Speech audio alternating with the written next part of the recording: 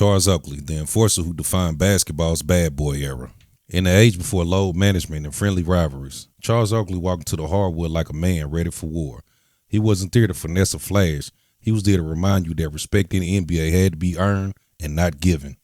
Known as Oak, the 6'8" forward, carved his legend not through scoring titles or MVP trophies, but through toughness, intimidation, and the code of loyalty that made him feared and highly revered. When Michael Jordan first arrived in the NBA, it wasn't just his athleticism that turned heads, it was his swagger. But even MJ needed muscle. Charles Oakley, drafted by the Chicago Bulls in 1985, he quickly became Jordan's unofficial bodyguard, clearing lanes and protecting him from cheap shots. Opponents knew one thing: touch Mike and you have to answer to Oak. His elbows spoke a language of their own, fluent in pain and punctuation. He didn't play dirty, he played real. After being traded to the New York Knicks, Oakley found his perfect home under Coach Pat Riley's bruising 1990 system. Madison Square Garden became a battleground, and Oakley was his general. His clashes with players like Alonzo Mourning and Charles Barkley are the stuff that NBA folklore is made of. He wasn't afraid to mix it up, whether it meant a hard foul, a mid-court shove, or a verbal sparring that could rattle the toughest rival. The Knicks of that era, alongside Patrick Ewing, Anthony Mason, and John Starks, embodied the gritty soul of New York basketball.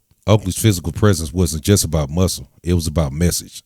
Coming to the Garden, and you got to fight for every inch. Charles Oakley fights were just random outbursts. They were statements of principle. He lived by an unspoken code: protect your teammates, never back down, and stand tall in every confrontation. From his matchups with Dennis Rodman to the unforgettable tension with his former team's ownership, Oakley never let anybody play him soft. His hands, once tools of defense and dominance, became symbols of defiance when he was controversially dragged out of Madison Square Garden in 2017, a moment that reignited the myth and the eternal label of a rebel in the NBA. In today's games of friendly handshakes and highlight reels, Charles Oakley's era almost feels mythical. He wasn't a villain, he was a protector, a man who demanded accountability. He earned respect not through stats, but through fear and fairness. His story is a reminder that basketball once had warriors, not just athletes. And when you mention toughness, there's no debate. Charles Oakley remains the original bad boy you never wanted to cross. If you enjoy me doing these breakdowns of people, please drop a like, comment, and subscribe.